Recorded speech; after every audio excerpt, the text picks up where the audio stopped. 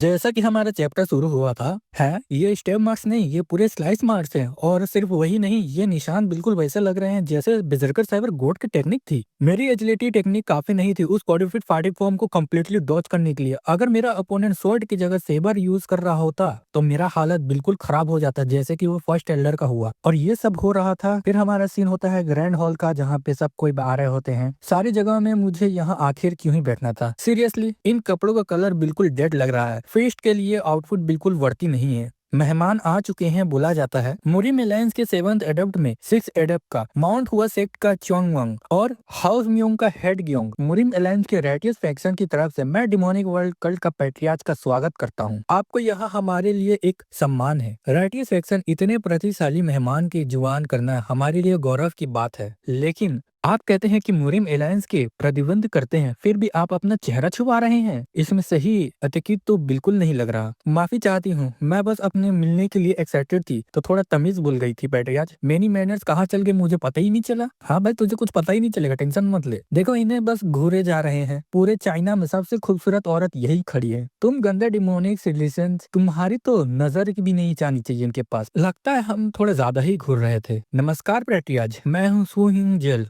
मुरियम Allianz के second strategist. कृपया क्षमा करें, मेरी पहले की बदतमीजी के लिए मुझे माफ करें। हाँ, लगता है एलायंस ने काफी इंपॉर्टेंट मेहमान भेजे हैं, तो फिर एक बार फिर से स्वागत है आपका हमारी डिमोनिक कल्ट में स्वागत है। ओह, मेहमान नवाजी के लिए ध्यान दो। ओके पैट्रियार्च, वैसे भी हमें ज्यादा देर नहीं करनी चाहिए। खाना थोड़ा सा ही पहले फास्ट शुरू करते हैं। मैं तो कब से बैंक्वेट का इंतजार कर रहा हूँ और सच कहूँ तो बहुत ज्यादा भूखा हूँ। सर पोंग बिल्कुल सही कह रहे हैं, कृपया मेहमान को उनकी सीट तक ले जाएं। जी पैट्रियार्च, मैं हूँ डिमोनिक कल्ट का 9th एल्डर उइसमा। मैं हूँ डिमोनिक वॉरियर कल्ट का 10th एल्डर हुआमिन। और मैं हूँ डिमोनिक वॉरियर कल्ट का 11th एल्डर। हाँ, ये सब वही लोग हैं जिनके बारे में अलायंस के इंफॉर्मेशन नेटवर्क से पहले ही सुन चुके हैं। मैं एमसी बोलता है। मैं हूँ डिमोनिक वॉरियर कल्ट का mirror priest 20th elder Yuan Chen. Muriam alliance से आए सभी मेहमानों का मेरी तरफ से स्वागत है। मिरर प्रीस्ट, मैंने तो सुना था अभी तक उन्होंने मिरर प्रीस्ट चूज ही नहीं किया है। लगता है अफवाह गलत थी। ये क्या, इतना यंग लगता है फिर भी एल्डर का पोजीशन भी संभाल रहा है।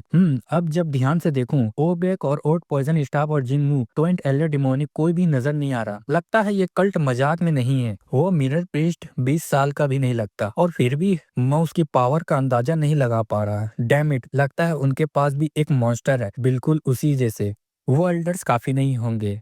हाँ, ये बिल्कुल परफेक्ट रहेगा। इतना ही बोलते वो अपना लोटा को बजाता है, जिससे अपनी प्रिंसेस को कुछ होता है और वो सीधा उठ के अपने युवान के पास आती है और बोलती है, एल्डर युवान, क्या मैं आपके पास बैठ सकती हूँ? दोनों एल्डर शौक होते हैं। बाकी के मुरिम एलायंस भी शौक रहते हैं और वो सीधा युवान के बगल में बैठती है। युवान सोचता है, ये तो काफी ज्यादा ही ड्रिंकेड लग रही है। क्या ये अल्कोहल अपनी इंटरनल एनर्जी से ब्रेक नहीं कर रही? मीनर प्रीस्ट, मैं तुम्हारा कब से वेट कर रही थी। ये आखिर करना क्या चाह रही है? फिर युवान का वो हाथ पकड़ने जाती है। युवान हाथ साइड फेंक लेता है, अपना लौंडा सकता है। फिर वो युवान के पास आती है। युवान बोलता है, मुझे काफी अनकंफर्टेबल फील हो रहा है। फिर दोनों एक दूसरे को देखते हैं। फिर ये जोर से लोटा बजाता है, जिससे कि वो स्ट्राइक करने जाती है युवान पे। और युवान का हम पिछला सीन देखते हैं, जहाँ पे युवान नैनो से उसका पता लगा रहा होता है और नैनो पता लगाने के बाद बताता है कि किसी के कंट्रोल में है। ऊपर दी गई सारी जानकारी यूजर के दिमाग में ट्रांसफर की जा रही है। इतना नैनो ट्रांसफर करता है तो हम प्रेजेंट का सीन देखते हैं, जहाँ पे ये लोग शॉक हो जाते हैं अपोनेंट, और हम देखते हैं युवान उसका अटैक को रोक लेता है और पीछे कर देता है और बोलता है, तो तुम किसी के कंट्रोल में? अच्छा। फिर वो दूर आती है और बोलता है युवान कि इसको आखिर कौन कंट्रोल कर सकता है यहाँ पे। फिर नैनो से उसको बोलता है पता लगाने के लिए। फिर युवान बोलता है ओके ठीक है फिर, और फिर उसके बाद उसका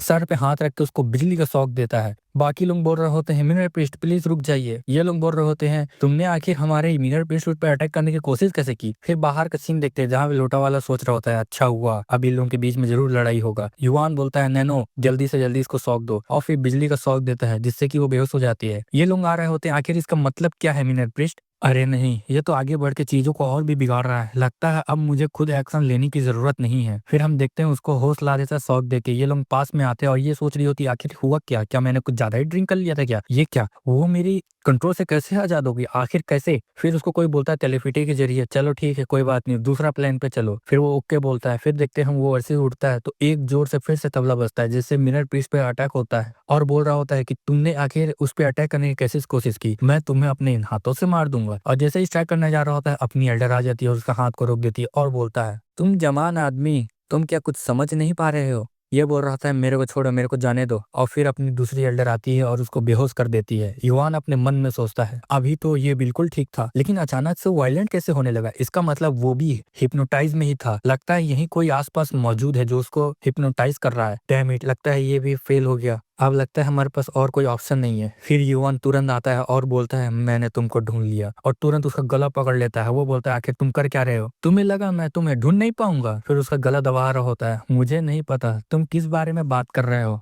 बचने की कोशिश मत करो, इस बार कोई बहाना काम नहीं आने वाला। अब चलो बताओ तुम्हारा तीसरा प्लान क्या था? ये सुन के ये आ जाता है पास में मिनर प्रीस्ट। मैं ये बात नहीं जुटलाना कि हमारे लोगों से गलती हुई, लेकिन इसका मतलब ये नहीं कि आप एक इनोसेंट बॉडीगार्ड को धमका सकते हो। स्ट्राइट जगल, क्या ये आदमी आपका बॉडीगार्ड है? फिर वो होश में आती है और बोलती है आखिर ये है कौन? जिससे बाकी लोग हैरान होते हैं। छोटे भाई, अब हमारे पास कोई रास्ता नहीं है। जब तक स्वॉर्ड डिमन का रिमेंड ढूंढ रहे हैं, हमें थर्ड प्लान पर मूव करना ही होगा। जैसे ही थोड़ी सी भी बड़ी कॉम्बिनेशन होगी तो मैं तुम्हारी मदद करने जरूर आऊंगा। क्या रेमेंट ऑफ सो डिमन? फिर तुरंत ताली बजाता है जिससे कि सबको हिप्नोटाइज करके बोल देता है सबको अटैक करने के लिए। युवान बोल रहा होता है क्या ये सब के सबको हिप्नोटाइज कर सकता है? वो भी सिर्फ एक ताली बजाने से हिप्नोटाइज कर दे रहा है? नहीं, ये ऑलरेडी हिप्नोटाइज ही थे, लेकिन सिर्फ क्लैप से इतने सारे लोगों को हिप्नोटाइज करना ये मुमकिन कैसे है? यहाँ कुछ ही तो चल रहा है अलग। इन गंदे डिमोनिक कल्ट्स ने पहले हम पर हमला किया, हम बस चुपचाप बैठकर रह नहीं सकते। ये पूरी अलायंस सिर्फ एक जाल थी,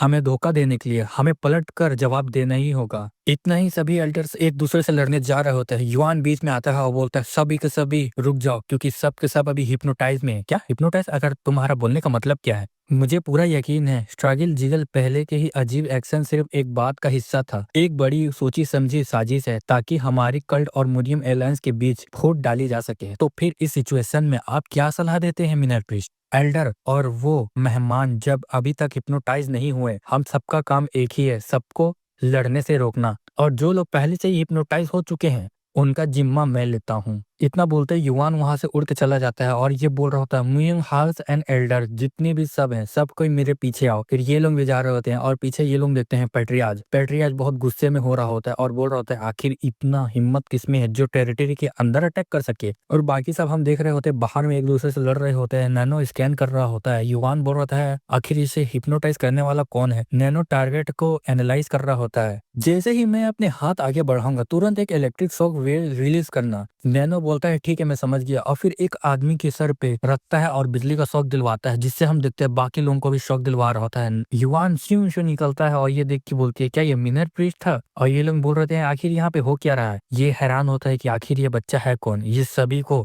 मेरे हिप्नोटाइज से फ्री कर रहा है। युवान तुरंत उस पर देखता है, गौर करता है और तुरंत उसके पास आता है और एक गर्दन पकड़ता है और तुरंत नीचे पटक देता है। ये बोल रहा था आखिर तुम? जैसे पंच मारना होता है तो युवान उसका पंच को रोक के उसको बोलता है तुम्हें लगता है हम तुम्हारी टेरिटरी के बीच में इतना बड़ा हंगामा मचकर आसानी से तुम निकल सकते हो? ये सच में बहुत क्रूल और रूथलेस है। सच में ये एक डिमोनिक कल्ट की ही है। युवान बोलता है आखिर तुम हो कौन? ये गुस्सा रहा होता है और बोलता है चाहे प्लान कामयाब होता या नहीं मैं ये करने वाला था हर हाल में। फिर तुरंत वो कुछ करने लगता है। युवान हाथ पीछे लाता है और बोलता है बाद में मिलेंगे, अभी मुझे उसे शख्स से निपटना है जिसके बारे में तुम और तुम्हारे साथी बात कर रहे थे। तुम जैसे गंदे जब बात करने का हक नहीं होता तो खुद ही मरने की कोशिश करते हो, है ना? फिर युवान उसका दांत को निकालता है। हम मैनुअल लाइब्रेरी का सीन देखते हैं एकेडमी का, जहाँ पे सिर्फ लाशें पड़े हुए दिख रहे होते हैं। ये अंडरग्राउंड के फ्लोर के प्रोफेसर होते हैं, इनको खुद नहीं पता कि क्या हो रहा है। उन्होंने इस आयरन वॉल को जबरदस्ती तोड़ दिया। आखिर कौन इतनी लापरवाही कर सकता है? कम से कम 7 मशीन एक्टिव हो गया है, अब वॉल कम्प्लीटली ब्लॉक हो चुकी है। वो लोग अंदर ही फंस गए होंगे।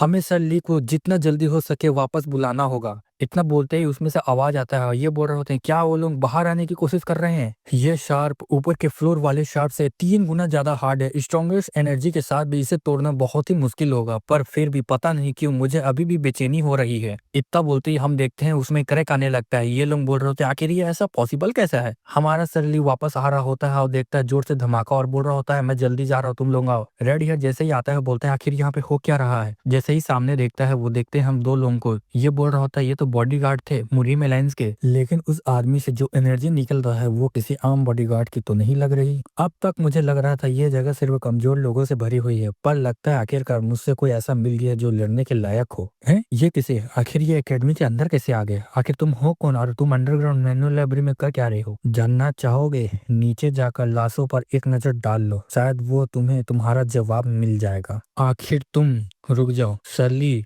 तो तुम्हारा असली टारगेट अंडरग्राउंड मैनुअल लाइब्रेरी था। साफ साफ दिख रहा है। तुम आगे जाओ, इन दोनों से मैं खुद निपट लूंगा और बाद में कैचअप कर लूंगा। तुम्हें बाहर निकलने का रास्ता याद है? ठीक है, भागने का सोचना भी मत, दोनों को जिंदा पकड़ो। जी सर। फिर जोर से सांस छोड़ता है जिससे एनर्जी निकलता है। बाकी लोग अपना कान छुपा लेते हैं और ये बोलता है, लगता है तुम्हें तुम्हें गंदे और चालाक ट्रेस करने की आदत है। ओह, लगता है इस ग्रुप के सबसे ज्यादा टफ हो, लेकिन अफसोस जब तुम मेरे सामने खड़े होते हो तुम्हारी मंजिल हमेशा एक ही होती है। तुमको मैं छोड़ूंगा नहीं। फिर उसके बाद वो 2 उंगली से पकड़ लेता है और उसको पीछे कर देता है और तुरंत उसके सामने आता है और एक हाथ उसके सीने के आर पार कर देता है। तुम भी लेवरी के नीचे पड़े हुए उन कमजोर लोगों से अलग नहीं हो। अब जब बीच का रास्ता साफ हो चुका है, आगे बढ़ो, मैं यहाँ सब संभाल लूंगा। Yes sir. क्या तुम दोनों मेरे से बच के जा सकते हो? और तुरंत फिर दोनों स्वॉर्ड टकराते हैं। ये पीछे चल जाता है और पीछे ढकला जाता है। ये बोलता है, मैंने कहा मैं तो जा सकता हूँ। इतना फास्ट मूव किया और मेरे अटैक को डॉज कर लिया। लगता है मुझे थोड़ा ध्यान देना पड़ेगा। लगता है तू भी बस एक छोटा मोटा शिकारी ही है। डिमोनिक कल्ट के मेंबर्स के बारे में बहुत बड़ी बड़ी बातें सुनी थी मैंने, उनकी स्किल, उनका खौफ, पर सच बोलूं मैं काफी ज्यादा डिसअपॉइंटेड हूँ। कितनी बड़ी शर्मनाक बात है। रेड हेयर बोलता है, आखिर तुम हो कौन? अटैक करते हुए बोलता है, क्या तुम्हारे पास क्वेश्चन करने का भी समय है? दोनों के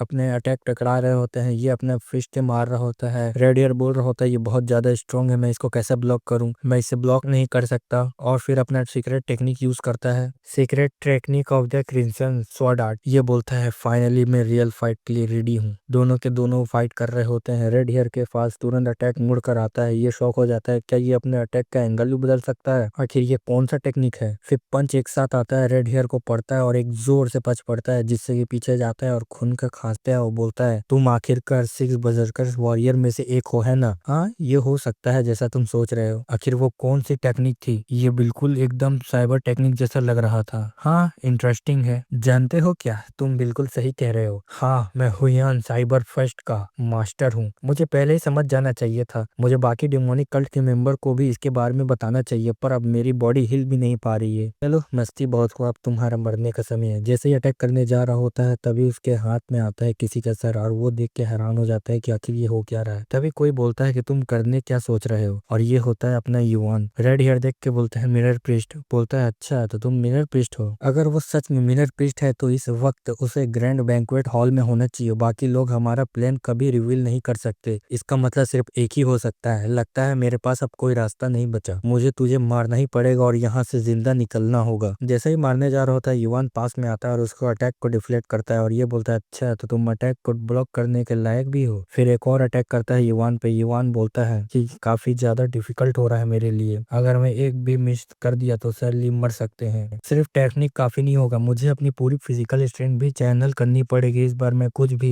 बचा कर नहीं रखूंगा। वो जरा भी पीछे नहीं हटा, उल्टा उसने अपनी रॉ फिजिकल स्ट्रेंथ से मुझे ही पीछे ढकेल दिया। नैनो फिर उसका इंटरनली एनर्जी को रिस्टोर कर रहा होता है। बिल्कुल, उसके बाद वो बिना जख्मी हुए रह नहीं सकता। सैली, आप ठीक हो? हाँ, अब थोड़ा सा मूव कर पा रहा हूँ। ये लो, और तुरंत हमारे पेट्रियाज और बाकी एल्डर्स को कॉल करो। जल्दी पहुंचो, वहाँ लोग एकेडमी के एंट्रेंस के पास ही होंगे। जल्दी जाओ यहाँ से, मैं इसको देखता हूँ। मिरर प्रिस्ट, क्या तुमको लगता है तुम उसको बचा पाओगे? मुझे बस थोड़ी देर और रुकना होगा मिरर प्रिस्ट के लिए। ये बोल रहा था, तुम क्या सोच रहे हो, यहाँ से जा सकते हो मुझसे बच के? तुरंत उसके सामने युवान आता है। फिर तुरंत रेड हेयर की तरफ एक साइबर अटैक कर रहा होता है, लेकिन युवान उसको ब्लॉक कर देता है। ये बोल रहा होता है, तुम छोटे चूहे। बोल रहा होता है, मैं तुम्हारा ओपोनेंट हूँ। रुको, क्या अभी थोड़ी देर पहले अंदर से ये जख्मी नहीं था? लगता है अब मुझे पूरी ताकत लगानी पड़ेगी। फिर युवान पे अपने टेक्निक से अटैक कर रहा होता है। युवान कंफ्यूज रहता है उसका टेक्निक को देख के, उसका टेक्निक को डॉज करता है और पीछे आता है। ये बोलता है, तुम बहुत चूहे के जैसे भाग रहे हो। युवान बोलता है, आखिर तुम्हारा रिलेशन क्या है बेर्सर्कर साइबर गॉड से?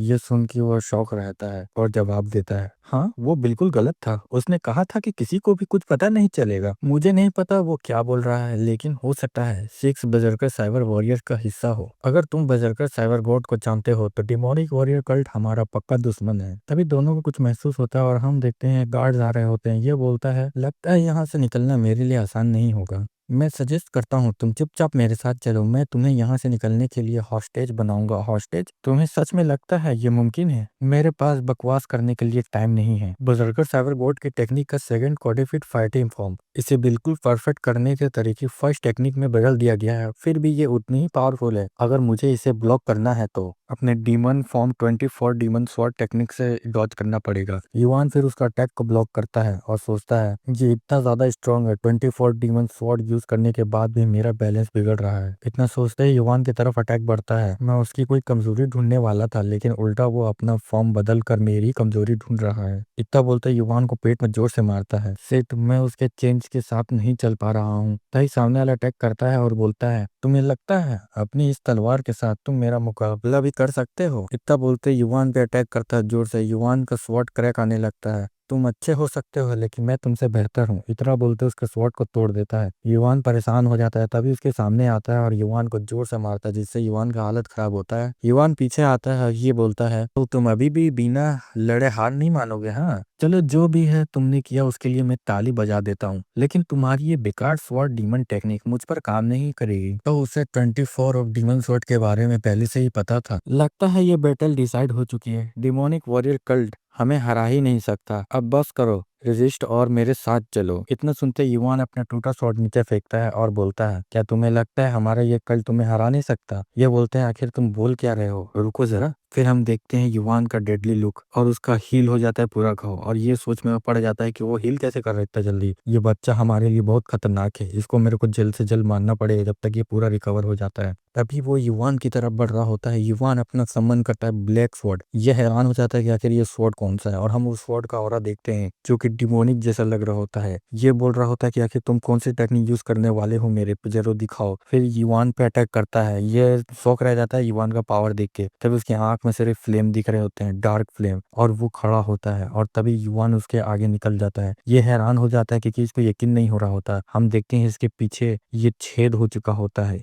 और गिर जाता है। और युवान बोलता है, ये है तुम्हारी पनिशमेंट हमारे एक कल्ट को इंसल्ट करने की। हमारा ग्रेट हॉल ड्रिल का सीन होता है जहाँ पेट्रियाज आ रहा होता है सरली के साथ। तभी रेड हेयर उतरता है पेट्रियाज के पास। ये बोलता है कि एनिमी आखिर किधर है? रेड हेयर बता रहा होता है, मिरर पे सिक्स बजरकर साइबर वॉरियर का एक दुश्मन से मैनुअल लेबरी के सामने लड़ रहे हैं। इतना बोलते ही रेड हेयर गिर जाता है और बोलता है, प्लीज जल्दी करें, लगता है ये काफी ज्यादा इंजर्ड है। पेट्रियाज की तरफ देखते हैं। पेट्रियाज लड़ने के लिए जा रहा होता है, लेकिन शर्मा रोक रहा होता है। पेट्रियाज बोल रहा होता है कि अगर तुम करने का क्या सोच रहे हो शर्मा? और पेट्रियाज बहुत गुस्से में हो रहा होता है और बोलता है, मेरे रास्ते से हटो, मुझे जाने दो। शर्मा बोलता है कि मुझे पहले जाने दीजिए। वैसे भी आपको पहले सोचना पड़ेगा कि आपकी सेफ्टी फर्स्ट है, क्योंकि आप अभी तक पूरी तरीके से रिकवर नहीं हुए उस बैटल से। पेट्रियाज बोलता है, ठीक है तुम जाओ। फोर्थ एल्डर, 10th एल्डर, जल्दी जाओ इसके साथ में। दोनों बोलते हैं यस पेट्रियाज, और दोनों के दोनों निकल जाते हैं। पेट्रियाज फिर देखता है सरली के हाथ में। अब वो सोच रहा होता है कि आखिर ये क्या चीज है।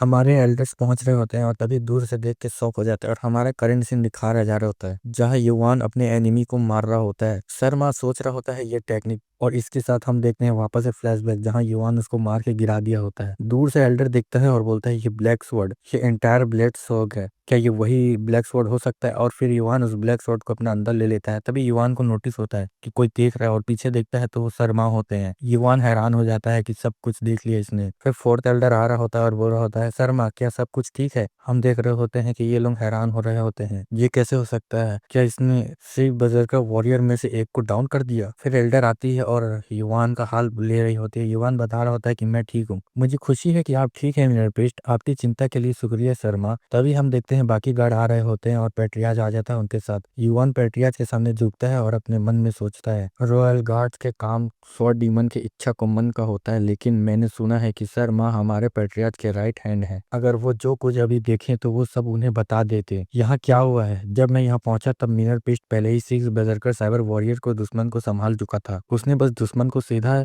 छेड़ा नहीं, ऐसा लगता है उसने अलग अलग कॉडिफाइड फाइटिंग फॉर्म को यूज किया। वो इतनी बड़ी स्किल इतने टाइम से छुपा कर रखे हुआ था, लगता है तुम कोई ऐसे वैसे इंसान नहीं हो जिसे हल्के में लेना चाहिए युवान। तभी हम अंडरग्राउंड वैली का सीन देखते हैं। मैनुअल लेबरी का और बोलता है, क्या वो लोग इसी जगह के पीछे पड़े थे? मैंने पूछा, क्या वो लोग इसी जगह के पीछे पड़े थे? सर माँ बोलता है यस। तभी पेट्रियाज गुस्से में नीचे जा रहा होता है। हम देखते हैं सामने पड़ा होता है स्वॉट डीमन का मैनुअल जिसे जला दिया गया होता है। मुझे यकीन नहीं हो रहा एकेडमी के अंदर ऐसी जगह छुपी हुई थी। सिर्फ इतना ही नहीं बल्कि एक बाहर का दुश्मन एक ऐसा राज जानता है जो मुझे खुद नहीं पता। लगता है मुझे हल्का समझा गया है। मुझे लगता है वो मैनुअल्स के पीछे था क्योंकि वो स्वॉट डीमन के बीच कुछ निशान थे। और क्या वो असल में बजरगर साइबर गोट के साइबर मार्क्स के पीछे था? अब सोचता हूँ तो उसे पहले से ही 24 ऑफ डीमन स्वॉर्ड के बारे में पता था, लेकिन वो खुद को बजरगर साइबर गोट के डिसेंडेंट कहते हैं। फिर उन्हें उसके ब्लेड के मार्क्स की जरूरत क्यों होगी? आखिर ये लोग कौन है?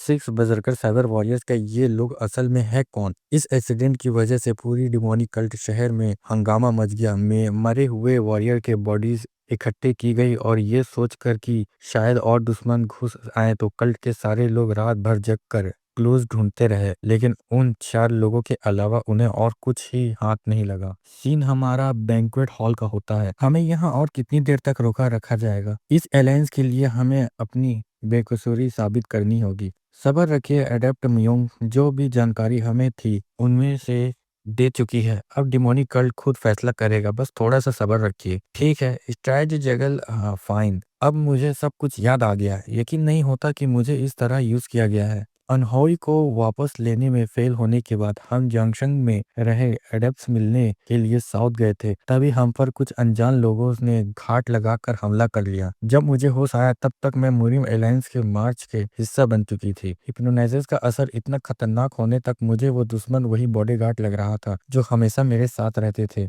उन्होंने मुझे टारगेट किया क्योंकि मैं ही इस अलायंस के लिए चुपके से मूव कर रही थी। इस बात सिर्फ उन लोगों को पता है जो एडप्स की मीटिंग में मौजूद थे। इसका मतलब मुरीम के 17 एडप्स में से कोई एक दुश्मन का स्पाई है। हमें वापस जाने से पहले ये अलायंस का पक्का बनना ही होगा। मिरर प्रीस्ट पर अटैक के बाद मुझे पूरा यकीन है वो हमें इतनी आसानी से जाने नहीं देंगे। मुझे लग रहा था हिप्नोसिस के कारण उनके बॉडीज में कुछ चेंजेस होने के, लेकिन पल्स थोड़ी सी स्लो होने के अलावा उनमें कोई खास प्रॉब्लम नहीं है। सर हाँ बताओ क्या प्रॉब्लम है? बैंकेट हॉल के सारे खाने पीने को चेक करने के बाद हमें पता चला है कि उनमें से किसी में भी जहर नहीं था। जैसा मैंने सोचा था वैसे ही निकला। मिनर प्रीस्ट ने कहा था कि शायद खाने या पीने में कोई ऐसा पॉइजन हो जो हिप्नोसिस का सिग्नल एक्टिव करता हो, लेकिन गलत लगता है वो गलत थे। तभी युवान आता है और सभी को उसको ग्रीटिंग कर रहे होते हैं। युवान पूछ रहा होता है कि क्या सभी ठीक से काम चल रहा है? फिजिकल कैसा चल रहा है अभी? प्रोग्रेस कुछ बता सकते हैं? तभी फिजिकल ना पे जवाब देता है और बोलता है, मैंने सभी खाने पीने को चेक कर लिया जो बैंक्वेट में यूज हुए थे जैसा आपने कहा था, लेकिन उसमें किसी में भी पॉइजन का स्पॉट मिला नहीं।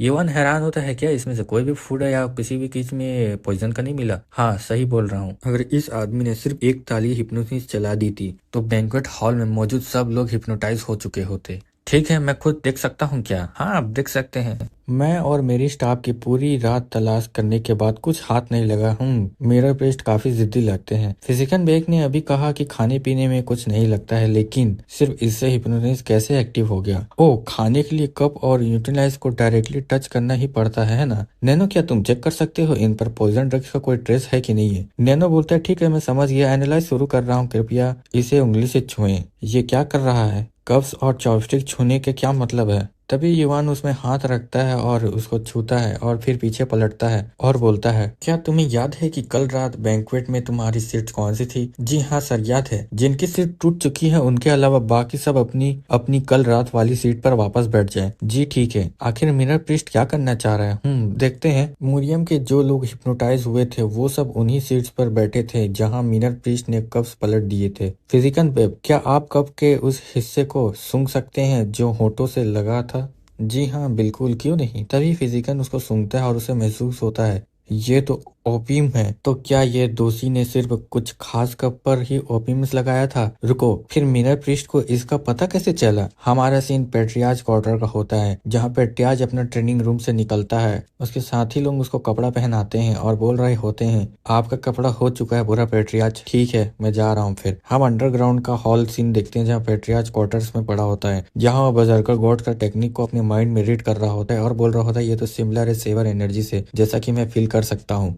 ये जंग जो मैं क्लोड टेक्निक यूजर को मारने ही वाला था, तब जो आदमी अचानक से सामने आया था, वही जिसने अपनी अजीब इंसानी हद से परे ताकत से मुझे जख्मी कर दिया, तो मतलब वो तुम ही नहीं थे। तभी पेट्रिया जोर से जमीन में बोलता है और बोलता है कि मेरे को उसकी हिम्मत कैसी हुई मुझे इस तरह से जलील करने की। तभी पेट्रियाज बोलता है कौन है। बोल रहा होता कि पेट्रियाज योगमा आए हैं। बोलता है ठीक है, ऑल राइट, ठीक है, मेरे हेड ऑफिस में भेज दो। Yes sir. तभी हम पेट्रियाज के ऑफिस में देखते हैं और बोलते हैं जैसा कि मेरे इस रिपोर्ट में लिखा हुआ था, तो तुम्हारा क्या कहने का मतलब है। बैंक्वेट हॉल से चुपकर से जो जेट बोतल्स हमें लाए थे, मैंने उनमें से ओजुअल के 3000 ग्रेट माउंटेन्स की एक गाड़ी में फेंक दिया। अब कोई उन्हें ढूंढ नहीं पाएगा, सही है ना। बिल्कुल पेट्रियाज, उन्हें ढूंढने के बाद मैंने तोड़कर घाटी के झील में फेंक दिया था। अच्छा काम, तुमने पहले ही पॉइजन वाली बोतल ढूंढने ली, इसी वजह से उसे आने वाली अलायंस में हमें ज्यादा फायदा मिलेगा। क्या फिजिकन बेक और उसकी टीम अभी भी इंटिवेशन कर रही है। जी हाँ, मीना प्रीस्ट भी इंटिवेशन में शामिल हैं और स्ट्रेटेजी झेगल नजर रख रहे हैं, इसीलिए उनके पास कोई बहाना नहीं बचेगा। डॉक्टर्स को वापस भेज दो और मरियम को लोगों को कॉन्स्टेबल्स में रख दो। जी पेट्रियाज। पेट्रियाज, फिजिकन बेक आपसे मिलना चाह रहे हैं। बिल्कुल सही वक्त है, उन्हें भी अंदर भेजो। मुझे आपसे मिलने देने के लिए धन्यवाद पेट्रियाज। जरूरी इन्वेस्टिगेशन के नतीजा रहा, हमें हिप्नोसिस की वजह ढूंढ ली है। ये है कप। हमने कप पर बड़ी मात्रा में हेलोनेस पाया, जिनमें ओपियम्स भी शामिल है। साला टाइम था, इसीलिए मैं सिर्फ बोतल ही ठिकाने लगा पाया। मैंने सोचा भी नहीं था कि वो कब भी ले आएंगे। मुझे पहले ही फिजिकल बेक को इस बारे में बता देना चाहिए था कि इन्वेस्टिगेशन को नेचुरली दिखाने के चक्कर में मुझसे गलती हो गई। अब एक लॉस एंड रह गया है। ये सब किसने ढूंढा। मीनर प्रिस्ट ने। उसकी तेज नजर से क्लू पकड़ा गया। क्या। मीनर प्रिस्ट। इन ड्रग्स को लेने से हिप्नोसिस होती है और जो हिप्नोसिस में माहिर हो वो इसका आसानी से फायदा उठा सकता है, लेकिन इसे पूरे मामले में एक चीज है जो मुझे शक में डाल रही है, वो है क्वांटिटी। हिप्नोसिस के कारण के लिए क्रेटिन अमाउंट चाहिए होता है, लेकिन जेड बोतल्स में जो अल्कोहल था वो बिल्कुल साफ था। इसी वजह से मीनर प्रीस्ट ने इन्वेस्टिगेशन सजेस्ट किया कि शायद बोतल को चुपके से बदला दिया गया हो और बाकी जेड बोतल्स को भी शेयर में चेक करना चाहिए। शर्मा। जी पेट्रियाज, अब जो हिप्नोसिस की वजह मिल चुकी है तो हमारे मेहमानों को छोड़ दो और मीनर प्रीस्ट से कहो कि इन्वेस्टिगेशन को यहीं रोक दे। जी पेट्रियाज। हाँ, तो पेट्रियाज ने खुद ही उन्हें छुपा दिया था। मैं तो ये रिपोर्ट करने वाला था कि शायद खाना का चेक करने वाले में से ही कोई स्पाई हो, लेकिन लगता है अब उसकी जरूरत नहीं है। हमारा सीन कैंटीन का होता है बैंक्वेट हॉल का। तो पेट्रियाज ने क्या बोला, इन्वेस्टिगेशन रोक दूं। हाँ सही बोला। एक्चुअली पेट्रियाज ने कहा कि ये सब बोतल्स को हाइड कर लो, तो उसने उस पूरे हंगामे के बीच में सब प्लान कर लिया था। वैसे भी मुझे पता था, एक बड़ा सजेशन है, एकेडमी के अंदर मुझे बैट बनाना चाहिए था कि इस तरह समझ गया था मैं। शर्मा, क्या आपको प्लान शुरू से ही पता था। तो जेट बोतल्स को हटाने वाले आप ही थे। हाँ, कप्स के अलावा अगर मैं होता तो सारी जेट बोतल्स नहीं हटाता। क्या आपके दिमाग में कोई प्लान था। अगर हम उनके एनालाइज करें तो ट्रिक्स का थोड़ा निकला जा सकता है, ताकि आगे दोबारा ये ना हो। बिना पूछे सलाह देने के लिए माफी चाहता हूँ, लेकिन मैं अब चलता हूँ। मुझे लगा था ये अफसोस की बात है कि पेट्रियाज का प्लान पूरा नहीं हो पाया, लेकिन अगर फ्यूचर के बारे में सोचूं तो शायद ये अच्छा ही हुआ कि हमें ड्रग्स के कुछ हिस्से निशान मिल गए। क्या रिलीफ है। अच्छा लगा जानकर कि ये सब एक गलत फहमी था। वैसे भी वो इस अलायंस को तोड़ने की पोजीशन में नहीं थे। मुझे यकीन है वो सिर्फ इसीलिए ऐसा कर रहे थे क्योंकि वो हमसे लड़ने का रिस्क नहीं ले सकते थे। हाँ शायद तुम ठीक कह रहे हो। नहीं, डिमोनिक कल्ट इस एक्सीडेंट को अपने फायदे के लिए यूज करके अलायंस में ऊपर के हाथ ले सकता था, लेकिन उनके पीछे हटाना ये सब मिनर प्रीस्ट युवान की वजह से हुआ है। उसने सच में छुपने के बजाय बड़ी बहादुरी से भलाई के लिए काम करना चुना। अगर उसने उन्हें रोका नहीं होता तो ये बिल्कुल खून खराबी पर खत्म हो सकता था, बिल्कुल वैसे ही जैसे कि 6 बजरकर साइबर वॉरियर्स चाहते थे। हो सकता है वही डिमोनिक वॉरियर कल्ट में बदलाव लाने वाला इंसान हो। मुरीम अब तुम्हारा कर्जदार है। मिनर प्रीस्ट, मैं पक्का करूंगी कि हम इसका बदला चुकाएंगे। 6 बजरकर साइबर वॉरियर्स के अम्बुश करने के बाद 4 दिन बीत चुके थे। डिमोनिक राइटियस अलायंस अब ऑफिशियली हो चुकी थी और ये खबर कल्ट के सभी लोगों को सुना दी गई थी, लेकिन डिमोनिक कल्ट के लोग इस खबर से खुश नहीं थे क्योंकि कल्ट में मुरीम के राइटियंस फैक्शन के बीच पुराना कॉन्फ्लिक्ट रह रहा था। मैंने सुना है कि आज आप जाने वाले हैं। अगर यह हमारे कल्ट के लोगों की वजह से है तो उनकी बातों पर ध्यान मत दीजिए।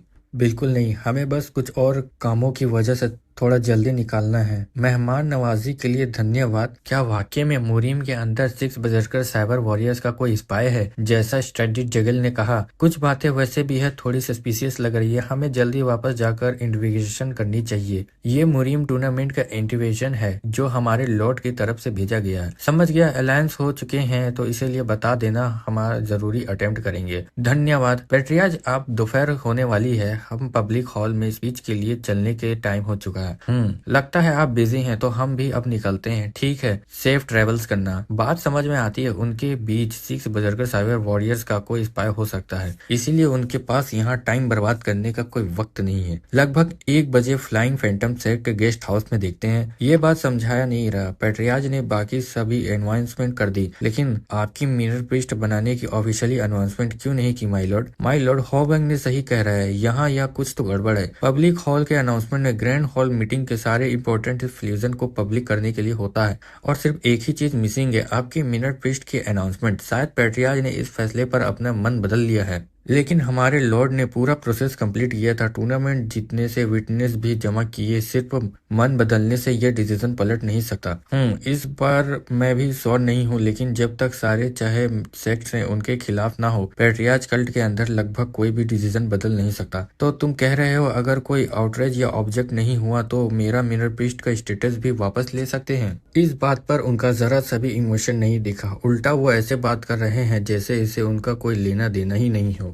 मैं ये बात थोड़ी देर बाद उठने वाला था, लेकिन लगता है अभी सही वक्त है। आप जानते हैं कि हम शैडो सेट की बची हुई फोर्स से लगातार कांटेक्ट में थे ताकि उन्हें रिक्रिएट कर सकें। हाँ मुझे पता है, लेकिन कल रात जब हम स्वॉर्ड सेट के मिनर वापस गए थे, वहाँ एक भी आदमी नहीं था, कोई भी नहीं। क्या आपको लगता है बाकी 4 सेट ने मूव कर दिया है? आधा सही है, मतलब मूव हमारे पेट्रियाज के लोगों ने किया है। आप उन वॉरियर्स की बात कर रहे हैं जो सीधा पेट्रियाज के अंदर काम करते हैं। शैडो सेट की बची हुई फोर्स के आधे हिस्से स्वॉर्ड सेट के दे दिया गया है और बाकी आधा साइबर सेट को। तो क्या पेट्रियाज ने खुद स्वॉर्ड और सेबर सेट को स्ट्रॉन्ग बनाया है? क्या ये सीधा सीधा साइन नहीं है कि वो हमारे लॉर्ड की पावर को दबाना चाहते हैं? नहीं, वो मेरी पावर को दबा नहीं रहे, वो बैलेंस बना रहे हैं। उन दोनों सेट को स्ट्रॉन्ग करके वो मुझ पर नजर रखेंगे, इससे पावर को बैलेंस बराबर रहेगा। और पेट्रियाज का मेरी मिनर पीस्टहुड को ऑफिशियली अनाउंस ना करने का बाकी 4 सेट को ये मैसेज देने का तरीका है कि उनके पास भी मौका है, जिसका मतलब है वो चारों सेट के खिलाफ मुझे खड़ा होने के लिए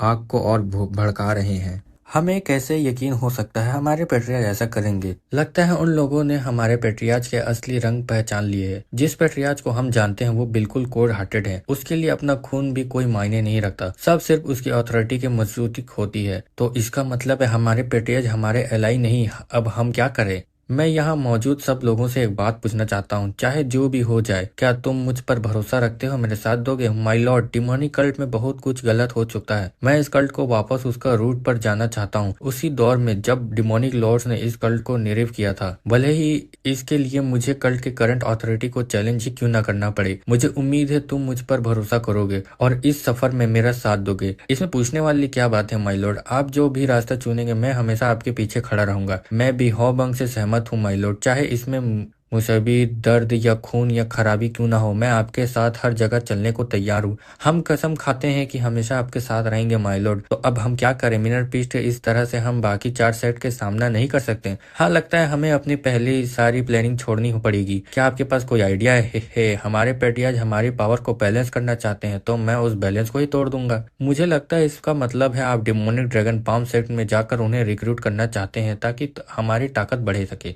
बिल्कुल, अगर ऐसा है तो मैं एल्डर सामा के साथ ड्रीम फैंटम सेट जाऊंगा, उनके चीफ ओमेंग मिलूंगा। सुना है एल्डर सामा और लॉर्ड मोंग काफी करीब हैं, क्योंकि वो ही एक एकेडमी के छोटे हैं। ठीक है, फिर मैं एल्डर युवान और ग्यू के साथ जाऊंगा। वांग्युल, तुम मेरे बाकी फॉलोअर्स को लेकर बाकी नेचुरल सेट को रिक्रूट करने जाओ। माय लॉर्ड, मैं भी आपके साथ चलना चाहता हूँ, लेकिन हॉबिंग लगता नहीं है वो मेरा बात सुनने वाला है। और कोई मुझे ये बताओ यार, इस हॉबिंग का बाल कब आएगा? साला इतना चैप्टर देख चुका हूँ, इसका बाल ही नहीं उग रहा है। कौन सा बाल जला दिया भाई इसने? फिर हमारा कहानी पर वापस आते हैं। ठीक है, तो हम बैगी को लेके जाएंगे साथ में। क्यों नहीं माय लॉर्ड, लेके जाएं। ठीक है बैगी, तुम हमारे लॉर्ड का अच्छे से केयर रखना। अरे जाओ जाओ, तुम मेरे को मत ये सब बताओ। हमारा scene north west region demonic city cult का होता है, जहाँ minor priest dragon palm sect में जा रहा होता है। यहाँ चीफ को बताया जा रहा होता है कि मीनर प्रीस्ट आ रहा होता है। चीफ हैरान हो जाता है और बोलता है ठीक है मैं आता हूँ और उन्हें अंदर लेकर आओ, ये अच्छा समय है। मिनर प्रिस्ट आखिरकार मेरे यहाँ आ ही चुके हैं। तभी हम देखते हैं वहां सब कोई आ रहे होते हैं। मून अपनी बता रही होती है ये हमारा गार्डन है डिमोनिक कल्ट पाम सेट का। गजनी खुश हो रहा होता है और बोल रहा होता है ये कितना अच्छा जगह लग रहा है। मून बताती है हाँ मेरे ग्रैंडफादर की हॉबी है कि इसको बहुत अच्छे से ध्यान से संभाल के रखना। तभी हम देखते हैं उसके ग्रैंडफादर आ रहे होते हैं और हमारे युवान को ग्रीट करते हैं, बोलते हैं कि मैं 8 एल्डर हूँ युवान। हमारे युवान भी उसको ग्रीट कर रहा होता है। तभी बेक उसको देख रहा होता है और मनी मन बोल रहा होता है तुम आखिरकार अब तक इस मास्क को क्यों लगा के रखी हो। ये बोल रही होती है बस मेरी मर्जी मेरा दिल। चलिए मिनर प्रिस्ट आपको मैं अपना जगह दिखाता हूँ गेस्ट हाउस में। नहीं नहीं इसकी कोई जरूरत नहीं है एल्डर मोहन, थैंक यू आपका इतना रिस्पेक्ट देने के लिए। चीफ चीफ हाँ क्या हुआ। द थर्ड एल्डर और फोर्थ एल्डर और यंग मैन मिगुम चैन आप गेट के सामने खड़े हैं, वो अभी तक आने चाह रहे हैं क्या, ऐसा क्या।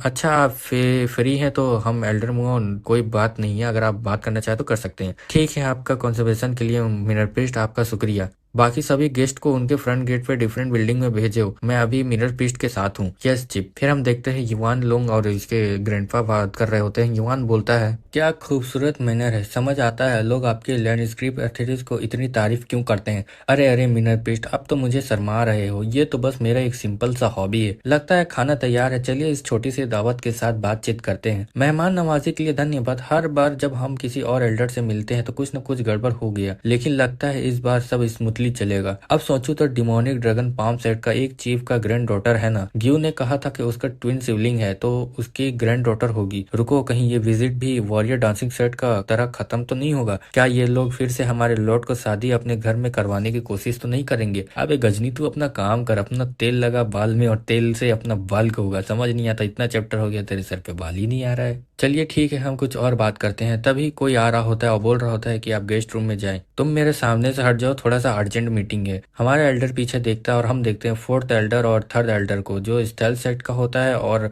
साइबर सेट का होता है। हम इनर प्रीस्ट कैंडिडेट को देखते हैं जो स्टेल सेट का मेगुम होता है। युवान उसकी तरफ घूर के देखता है। तब एल्डर बोलता है प्लीज एक्सक्यूज मी, मुझे थोड़ी कुछ सेकंड दीजिए मिनर प्रीस्ट। फिर बाकी लोगों को ग्रीटिंग करने जा रहा होता है, बाकी लॉर्ड को ग्रीटिंग करता है और बोलता है लेकिन मुझे तो याद है मैंने कहा था कि जब तक मैं अपने मौजूद मेहमान को एंटर कर ना लूं तो इंतजार करो। ये बदतमीजी किस तरह की बात है। डिमोनिक कल्ट के एक एल्डर होने के नाते जैसे मुझे पता चला कि मिनर प्रीस्ट यहाँ मौजूद है तो मैं तुरंत आ गया। मेरी बदतमीजी के लिए मैं माफी चाहता हूँ। क्या हम मिनर प्रीस्ट को सलाम कर सकते हैं। ठीक है सलाम मिनर प्रीस्ट, मैं तीसरा एल्डर हूँ चोलियोंग। सलाम मिनर प्रीस्ट, मैं दूसरा एल्डर हूँ जो भी फलाना ढिमकाना। तभी अपना युवान मिगुम की तरफ देखता है। मिगुम खाली खौफ में होता है और अपने मन में बोलता है साला ये मुझे यकीन नहीं हो रहा है, एक लोली इंसान साला मिरर प्रीस्ट बन चुका है। तभी वो भी अपने युवान को ग्रीटिंग कर रहा होता है। मुझे बिल्कुल अंदाजा नहीं था कि आज आपका एल्डर मुंह के साथ काम है। मिनर प्रीस्ट मैं यहाँ इसीलिए आया हूँ क्योंकि हमें कुछ बातचीत डिस्कशन करनी है। समझ गया, हम भी यहाँ इसीलिए आए हैं क्योंकि हमारे एल्डर मुंह से जवाब लेना है। मतलब अरे एल्डर मुंह मुझे यहाँ ऑकवर्ड सिचुएशन में मत डालिए। कहीं ऐसा तो नहीं कि आप हाल ही में बच गए हैं, मैसेंजर हॉक के बारे में फैले हुए भूल गए क्या। पर मैंने तो कुछ और बोला था। एल्डर मू आपने खुद कहा था ना कि आप सोच कर बताएंगे, याद है। आपके उसी जवाब की वजह से यंग लॉर्ड मिगुम चेन आज यहाँ आए हैं आपकी ग्रैंड डॉटर से मिलने के लिए। ओ नहीं, मैंने सिर्फ इसलिए कहा था कि मैं सोचूंगा कि डायरेक्टली प्रपोजल रिसाइड करना थोड़ा ज्यादा रूड हो जाएगा। मुझे क्या पता था कि वो मेरी बात को समझ लेगा।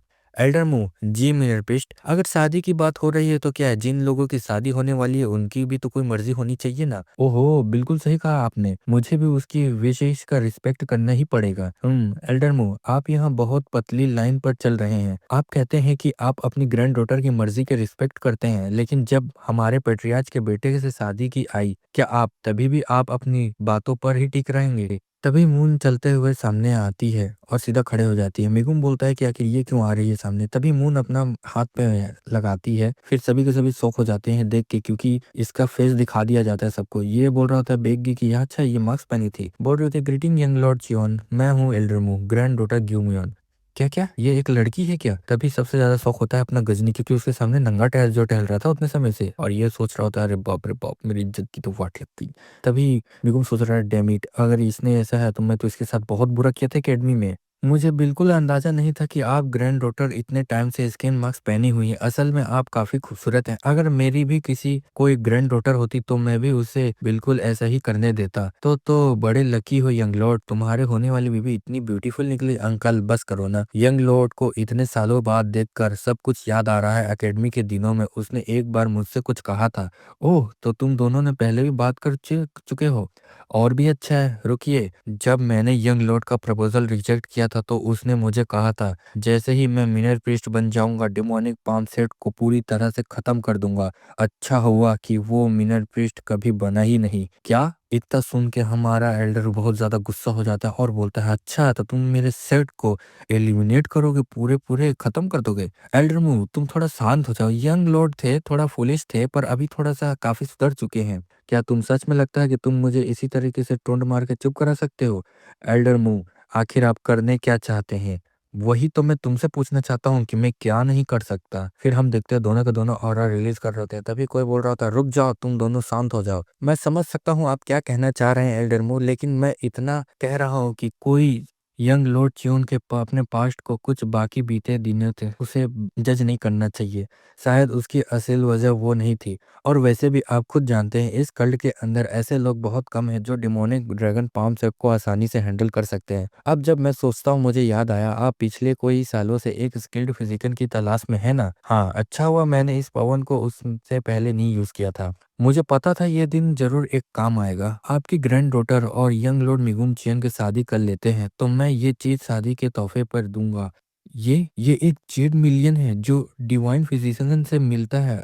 और याद रखना मैं कभी झूठ नहीं बोलता। रुकिए, आप इतनी कीमती चीज सिर्फ एक शादी के गिफ्ट में रूप में क्यों देना चाहते हैं? मैं ये पहले ही जानता था लेकिन बाकी 4 सेक्स ने ये एक साथ फैसला किया है कि यंग लॉर्ड मिगुम चैन हमारा म्यूचुअल सक्सेसर होगा। क्या तुम लोगों का म्यूचुअल सक्सेसर? तो क्या इसका मतलब ये है कि बाकी 4 सेक्स मिगुम चैन को मिनर पीस्ट का कैंडिडेट मान चुके हैं? यू ने तो कहा था कि उसने अपने पहले ही अपनी लॉयल्टी वो कर दी है। यू ने कहा था, प्लीज़ गिव युआन, मुझे लगता है तुम्हें ये उम्मीद थी कि एल्डर मूव तुम्हें फ्री लॉयल्टी देगा, लेकिन जब बदकिस्मती से तुम्हारे लिए हमारे पास बिल्कुल वही चीज़ है जो उन्हें चाहिए। ये बैटल हम पहले ही जीत चुके हैं। तो एल्डर मूव, क्या आप अपनी ग्रैंड डॉटर को यंग लॉर्ड से शादी करने की इजाज़त देंगे?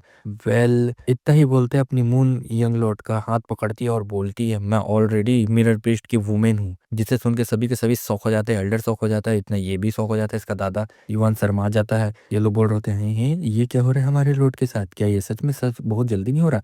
अरे सॉरी मेरे लॉर्ड, मैं थोड़ा-सा ओवरथिंक कर रही हूँ लेकिन ये करना ज़रूरी है। अच्छा ठीक है, मैं तुम्हारी हेल्प कर देता हूँ। फिर उसके बाद युवान मिगुम की तरफ देख रहा होता है, मिगुम की जलती वाट लग रही होती है, उसकी जल रही होती है। तभी युवान बोलता है, चलो आग में थोड़ा घी डाले और उसको और सटा लेता है। ओहो! मैं भी जल गया रे भाई। फिर शायद बोलता है, ये बास्टर्ड ये साला फिर से मुझे जला रहा है और हाथ कसता है। फिर युवान उसको स्माइल पास करता है, बोल रहा होता है, तुम फिर से हँसने की हिम्मत करते हो मेरे पे? तभी हमारा गार्ड तुरंत दौड़ के जाता है, मिगुम के गले पे स्वॉर्ड रख देता है और बोलता है, ये लोग बोलते हैं, अरे तुम्हारी गार्ड की हिम्मत कैसे हुई तुम उसके सामने स्वॉर्ड रखने की? हाँ, तुम्हारी औकात है क्या? तुम चुपचाप रहो। तुम्हारे इस बंदे ने हमारे मिरर पेस्ट पे एनर्जी रिलीज करने की हिम्मत कैसे की? क्या ये इतना रिकलेस तरीके से कैसे बात कर सकता है यंग लॉर्ड से? मिगुम चैन तो डिसेंडेंट है, फिर भी इसको स्टॉप करना बहुत ज्यादा मुश्किल लग रहा है मेरे ख्याल से। अरे तुम्हारी हिम्मत कैसे हुई लोलिक गार्ड, तुम मेरे पे अटैक करती हो? तभी एक पंच मारता है लेकिन हम देखते हैं उसका पंच का कोई असर नहीं हो रहा था। ये भी शौक हो जाता है कि ये गार्ड इतना स्ट्रांग कैसे है। हमारी गार्ड एकदम बैडेस्ट लुक में खड़ी होती है और बोल रही होती है, और मिगुम सोच रहा होता है कि आखिर ये है कौन। जब युआन चैन मिरर पीस्ट पर एक्सीडेंट हुआ था उसके बाद जिन हू और सिक्स बजरकर साइबर वॉरियर्स के एक मास्टर मार्शल में रिबर्न में मार दिया गया। जब जाकर बाकी की 4 सेट को एहसास हुआ कि ये आदमी एक खतरा बन सकता है, उसी वक्त पैट्रियाज ने उन्हें एक उम्मीद दी, एक ऐसी उम्मीद कि मिरर पेस्ट कभी भी बदल सकते हैं। पर आइनरी देखे तो असली बाकी 4 सेट ने मिगुम चेन को अपना म्यूचुअल सक्सेसर इसीलिए नहीं चुना क्योंकि वो सबसे बेहतर है, बल्कि इसीलिए चुना क्योंकि मिरर पेस्ट का अकेला कैंडिडेट था जिसके सारे हाथ पैर अभी तक सही सलामत है। हम देखते हैं सीन जहाँ पे अपनी गार्ड उसके गर्दन पे स्वॉर्ड रख रही होती है और ये बोल रहा होता है मिगुम कि क्या तुम क्या करना चाहती हो? क्या तुम मुझसे डील भी कर सकती हो? ये क्या हो रहा है? ये मिनर ये क्या हो सकता है? आखिर मुझे यहाँ पे इन लोग को रोकना पड़ेगा। नो डाउट ये मिगुम को अगर हार्म कर देती है तो हमारे लिए बहुत ज़्यादा मुश्किल हो जाएगी। तभी मिनर के सामने अपना ये एल्डर्स दोनों झुक रहे होते हैं और बोलते हैं, प्लीज़ लॉर्ड युवान, हमारे इस गलती के लिए हमें माफ़ कर दें। मीनर प्रिस्ट प्लीज हमारे बेकार बच्चे पे रहम करे। युवान बोल रहा था क्या बोला तुमने, फिर से बोलना। ये बोल रहा था कि इन दोनों को मार देते हैं। यस मीनर प्रिस्ट, सॉरी मतलब उसको मार देते हैं। तभी ये रोकने जा रहा होता है नो बोल के और उसके स्वॉर्ड को रोकता है और पीछे आता है। तभी एल्डर फिर जा रही होती है उसको मारने के लिए। ये बोल रहा था रुक जाओ प्लीज। तभी एक स्माइल पास करती है और उससे ही टकराने लग जाती है। हम देखते हैं दोनों आपस में टकरा रहे होते हैं स्वॉर्ड को। ये सोच रहा होता है कि आखिर ये है कौन, ये इतने पावरफुल कैसे है और ये बॉडीगार्ड कैसे है। फिर हम देखते हैं कोई बोल रहा होता है एल्डर वो प्लीज स्टॉप हो जाओ। तभी वो पीछे देखता है जहाँ पे युवान उसके गर्दन पे स्वॉर्ड रख रहा होता है और बोलता है मैंने कहा मेरे ऑर्डर्स को मानो, नहीं तो तुम देख सकते हो क्या करता हूँ। तभी युवान जोर से अटैक करने जा रहा होता है। ये बोल रहा था कि रुको मिनट प्रीस्ट प्लीज, मैं सभी चीज के लिए माफी मांगता हूँ, प्लीज स्टॉप कर दो। तभी युवान रुक जाता है और इसकी फटके चार हो जाती है। फिर बोल रहा होता है ठीक है मिनट प्रीस्ट, आप बताइए कि आप हमसे क्या चाहते हैं प्लीज, और अपने ब्लेड को नीचे कर दीजिए। ठीक है, तुम मुझे वो जेड मिलियन जो डिवाइन फिजिकल वाला है वो मेरे हाथ दे दो। क्या सच में? ये क्या हमें ट्रिक करके उस डिवाइन मिलियन को लेना चाहता है? पर मुझे इसे करना पड़ेगा क्योंकि मिगुम हमारा फर्स्ट प्रायोरिटी है। ठीक है ये लीजिए, थैंक यू फॉर मर्सी के लिए हमारे इस मिगुम पे। ठीक है अब इसे तुम ले जा सकते हो, पर एक और चीज है जो मुझे तुम्हें एक्स्ट्रा देना है रिटर्न में गिफ्ट। फिर ये सोच के हैरान हो जाता है और बोल रहा था मैं आपको ऑफर कर रहा हूँ एक वेडिंग गिफ्ट के लिए। तभी ये दोनों अपने साथ बात कर रहे होते हैं।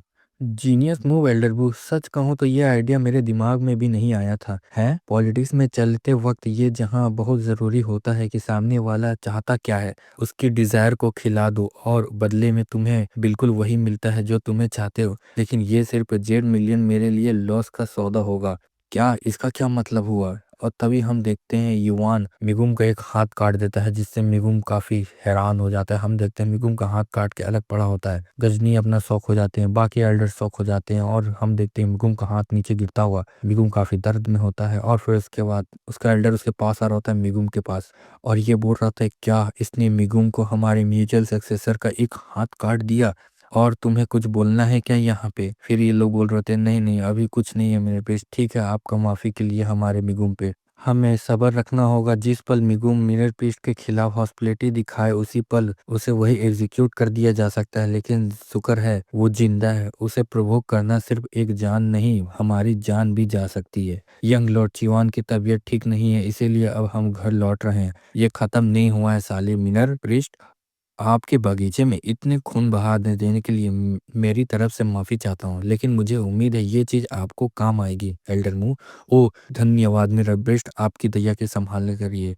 जितनी गहरी प्लीज इसी इंफॉर्मेशन की जरूरत नहीं है, आप अभी डिवाइन फिजिकल से भी मिल नहीं है। जब आपने हमारी पूरी सेक्ट बचा ली तो हम ऐसे शुक्रिया ना अदा करें तो कैसे कर सकते हैं। बस कीजिए एल्डर मू, कृपया आप खड़े हो जाएं। हाँ मिनर प्रीस्ट तो कितना सीधा साधा शांत इंसान है, इतने जेंटल इतने जर्नलिस्ट। यकीन नहीं होता कि ये वो शख्स है जिसे कुछ देर पहले यंग लॉर्ड युवान के हाथ काट दिए थे। ड्यू लगता है तुम लोगों को समझने में मुझसे काफी आगे हो। मैं मन में नहीं सोचता कि तुम इतना परफेक्ट पोटेंशियल हस्बैंड ढूंढ लिया। मैं युवान हूँ Alt Elder of chief of demonic dragon palm set का ये शपथ लेता हूँ कि डिमोनिक ड्रैगन पाम सेट मेरी आखिरी सांस तक आपका हुक्म पर रहेगी। कृपया मेरी वफादारी का ये कसम स्वीकार कीजिए। सच कहूँ तो आज की मीटिंग में आपसे यही मांगना चाहता था। तभी हम देखते हैं सबके सब बैठ जाते हैं और ये बोल रहा था हाँ मिनर प्रीस्ट क्या आप मेरे ग्रैंड डॉटर से शादी करना कब चाहते हैं?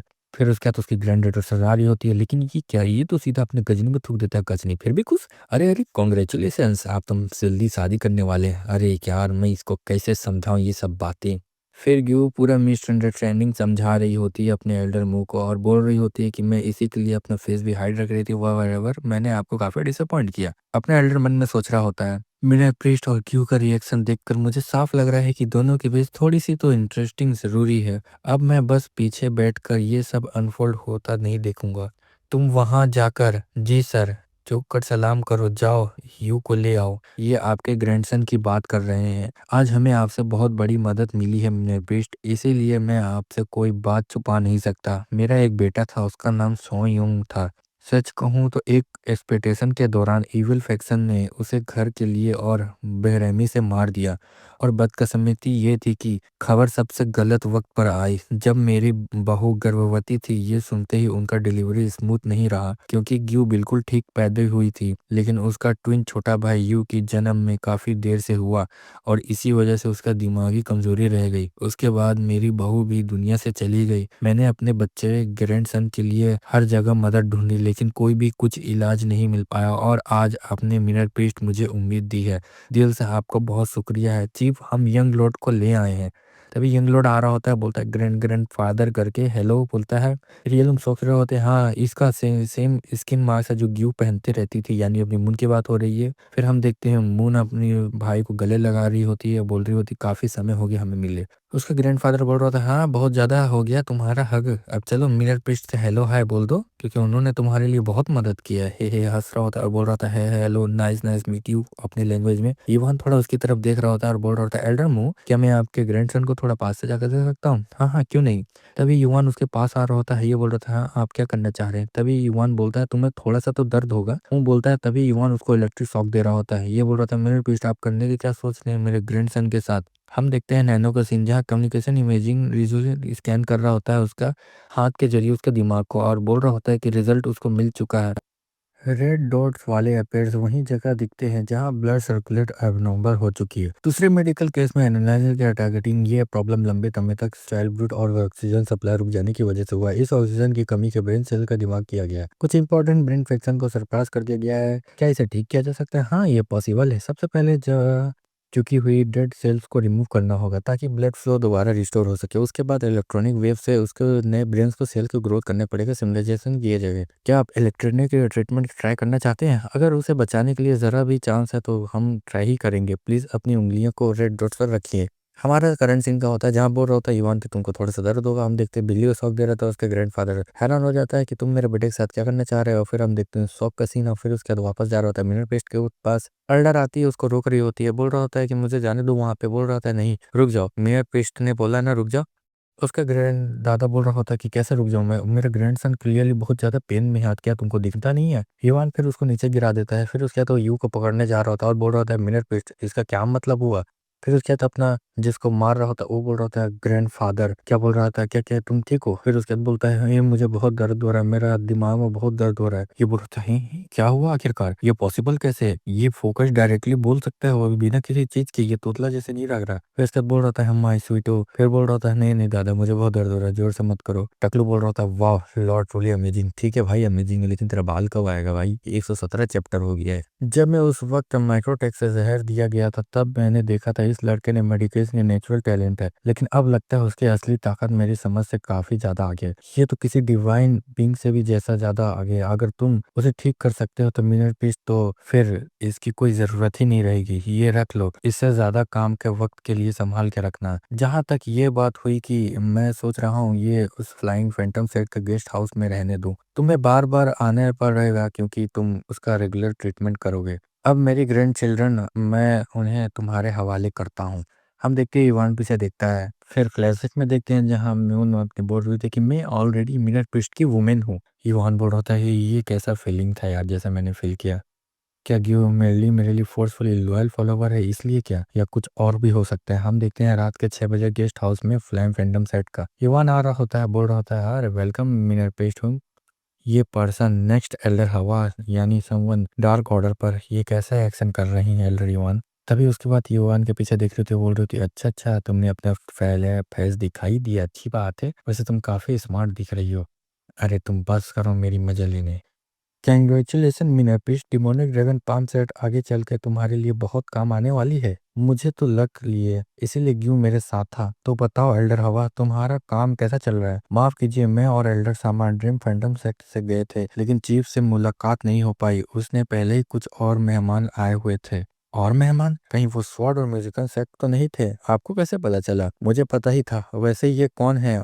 ओह हाँ मैं बताना भूल ही गया था। एल्डर युवान आगे बढ़िए खुद बताइए। Oh greeting minute paste, greeting elder Yuan, मैं नंबर 24 हूँ। एल्डर युवान डिमोनिक रीचिंग स्वॉर्ड सेट के मिनर में एक इंट्रूडर घुस गया था। इंट्रूडर? क्या वो स्वॉर्ड सेट था? नहीं हमारा सीन 2 घंटे का पहले का होता है, जहाँ पे स्टडी रूम का होता है डेमोनिक एजेंट स्वॉर्ड सेट का। तभी उसको टेलीपैथी का जो बोल रहा होता है, मुँह हुआ युआन। तभी वो बाहर जाती है और देखती है कौन बोल रहा है। फिर बोलता है कि तुम मुझे ऐसे मत देखो, अननेचुरल एक्ट कर रही हो। मैंने चेंज कर दिया डेट और टाइम, हम 10 दिन के बाद मिलने वाले हैं। यही आखिरी बात थी जो उन्होंने दूर से फुसफुसाते हुए रखी। मैं बाहर हूँ, कोई निशान नहीं ढूंढ पाई। कोशिश करता है लेकिन एक भी ट्रेस नहीं मिला। ये मसला ऐसा था जो अकेले सॉल्व नहीं कर सकते थे, इसीलिए मैंने सीधा यहाँ आया और एल्डर युवान आपको बताने के लिए। क्या वो नेमलेस था? मिनर पेस्ट, अगर डेट को 10 दिन पहले ही शिफ्ट कर दिया गया है तो इसका मतलब है आज का ही दिन है। ये पहले कभी नहीं हुआ, फिर भी क्यों? लगता है कुछ बहुत इंपॉर्टेंट घटना घटी है। ये परफेक्ट टाइमिंग है। मैं तो वैसे भी कब से उससे मिलने का मौका का इंतजार कर रहा था। हम अराउंड मिडनाइट का देखते हैं, जहाँ हुआंग पिंग 10,000 ग्रेट माउंटेन्स का सीन होता है। यहाँ पे अपनी एल्डर जा रही होती है और उधर पहुंच जाती है और बोलते हैं, अच्छा एल्डर तुम भी आई हो। और ये होता है अपना स्वॉर्ड सेट का चीफ। मैं सोच ही रहा था इस बार भी हम तीनों होंगे बिल्कुल पहले की तरह, लेकिन लगता है इस बार सिर्फ 2 ही आए हैं। तुम जिस तरह यहाँ पूछे हो, उसे लगता है तुम्हें टेक्निक में काफी प्रोग्रेस कर ली है। मैं किसी गुरनों के खादान के बेशरम वजह से बात करने का इनकार करती हूँ। हाँ, तुम आज बिल्कुल पहले जैसे ही हो। तुम जितना चाहो अपने आप को ऊपर दिखा लो। आखिर में मैं स्वॉर्ड डीमन की विजडम को आगे बढ़ाने वाला हूँ। अगर मेरी गुस्सा सही है तो वो यहाँ कहीं होना चाहिए। डेट चेंज होने के बावजूद आज रात आने के लिए तुम्हारी हिम्मत को मैं सलाम करता हूँ। अल्टीमेट जीनियन मास्टर के लेवल तक पहुँचने के बाद मैं उसके मार्शल आर्ट्स के लेवल समझ नहीं पा रही।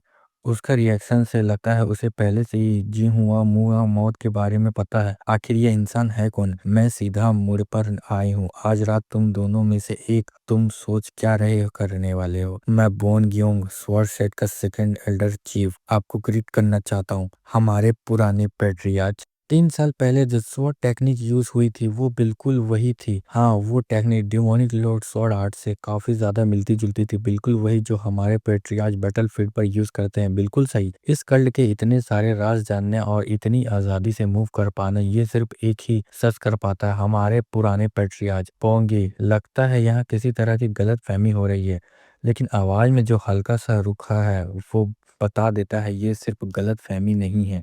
तभी उसको कुछ महसूस होता है और बोलता है, यहाँ पे आके कौन है? क्या? मैं कुछ समझ नहीं पा रहा हूँ कि आप क्या बोल रहे हैं। क्या तुमने मेरे प्रॉमिस को ब्रेक किया? और फिर उसके बाद वो पीछे स्वॉर्ड एनर्जी से अटैक करता है, जहाँ से युवान निकलता है। ये लोग शौक हो जाते हैं और हम देखते हैं युवान का लुक पूरा, और बोल रहे होते हैं, क्या ये मिनर पेस्ट यहाँ क्या कर रहा है? मुझे पूरा यकीन था कि मैं अपनी एनर्जी बिल्कुल परफेक्टली छुपा ली थी, फिर भी उसने मेरी प्रेजेंस महसूस कर ली। तो ये सब तुम्हारा किया धरा है एल्डर युवान? मुझे बिल्कुल अंदाजा नहीं है तुम किसकी बात कर रहे हो। हमारे पुराने पेट्रियार्च, ये मेरा क्या हुआ? मैंने तो कुछ नहीं किया।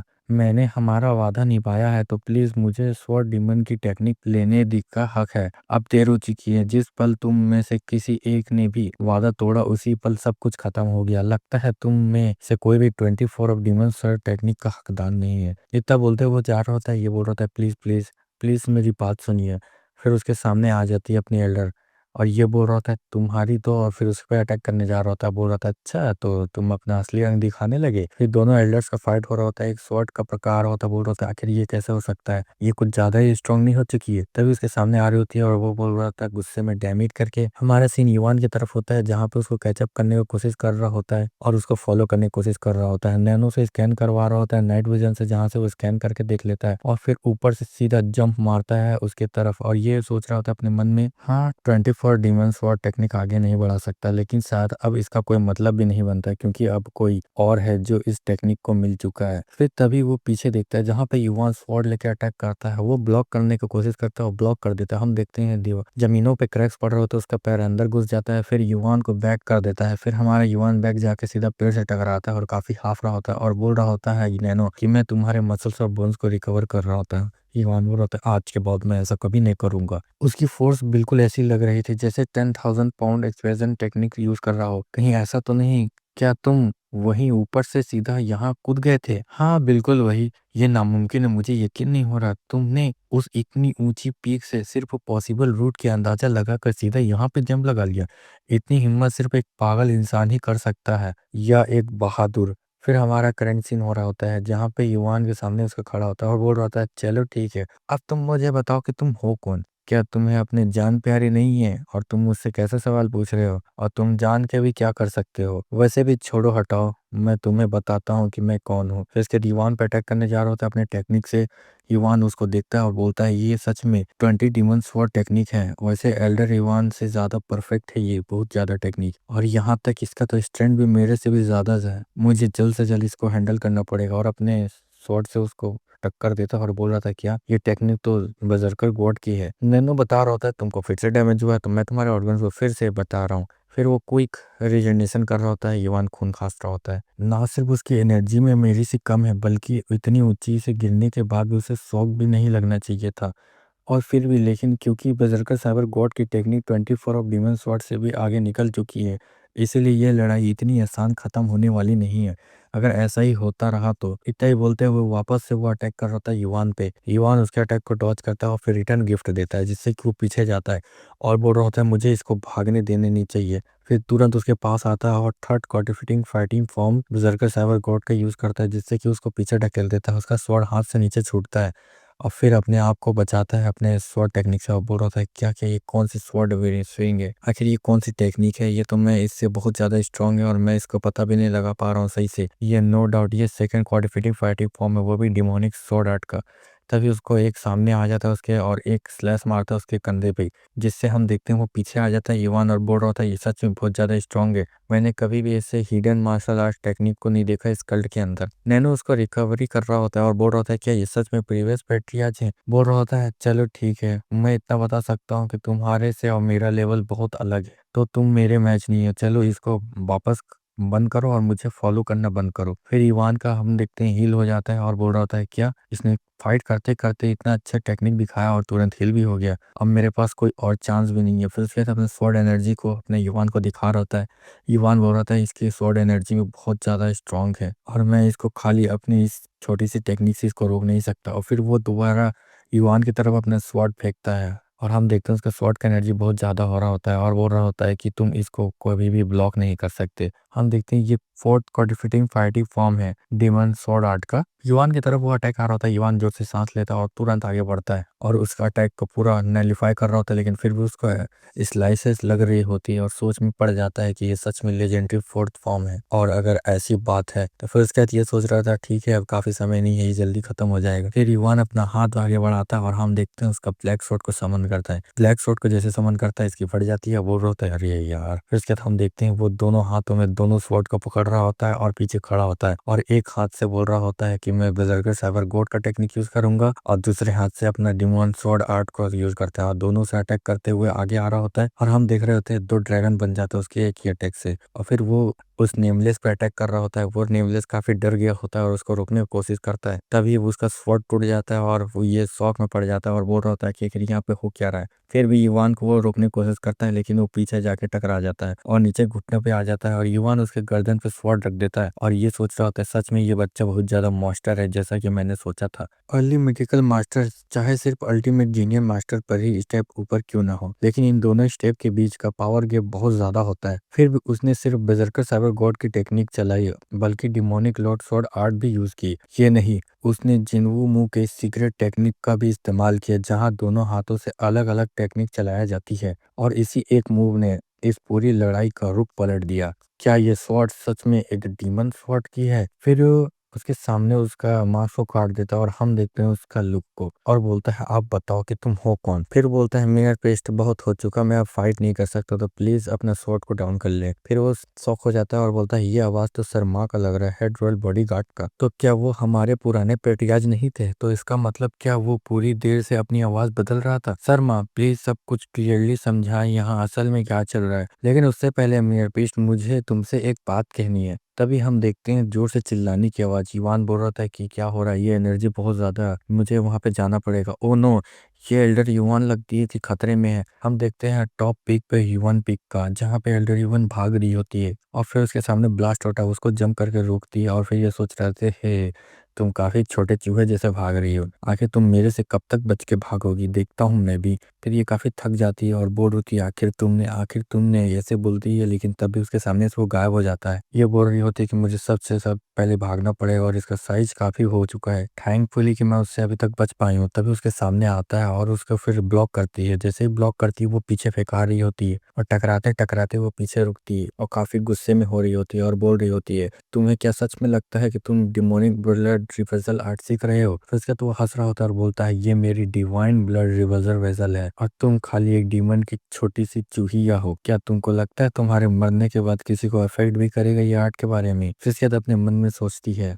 अब सोचने पर जब कोई demonic blood reversal art use करता है तो उसकी एनर्जी और खून धीरे धीरे सीधा लगती है और वो कंट्रोल खोने शुरू कर देता है। लेकिन बोनगी ने तो एनर्जी डिसाइड दिखाई, ना ही ब्लड रूट का कोई साइन। अगर उसकी सैक ने सच में नेगेटिव साइड इफेक्ट को हटा चुका है तो इसका मतलब वो हमारी पूरी कल्ट के सबसे ज्यादा खतरनाक लोग होते हैं। नहीं, अगर उन्होंने वाकई में ऐसा हासिल कर दिया तो फॉट सैक डिमोनिक ब्लड रिवर्सल आर्ट छुपा कर रखी की कोई वजह ही नहीं होती। ये लोग सब कुछ इसलिए रिवील नहीं कर रहे क्योंकि इस टेक्निक में अभी भी एक बड़ी कमजोरी मौजूद है। तुम्हारी जिंदगी यहीं खत्म होती है और अटैक करने जा रहा होता है अपने एल्डर पे। अपनी एल्डर बोल रही होती है, ठीक है देखते हैं, आ जाओ मेरे सामने, और अपने स्वॉर्ड टेक्निक से अटैक करती है जिससे कि उसको लगता है और उसका स्वॉर्ड ही टूट जाता है और बिलीव नहीं कर पा रही होती। हमारा चैप्टर यहीं खत्म होता है। अगर वीडियो पसंद आए तो लाइक और सब्सक्राइब करें और कमेंट करके बताएं कि वीडियो कैसा लगा।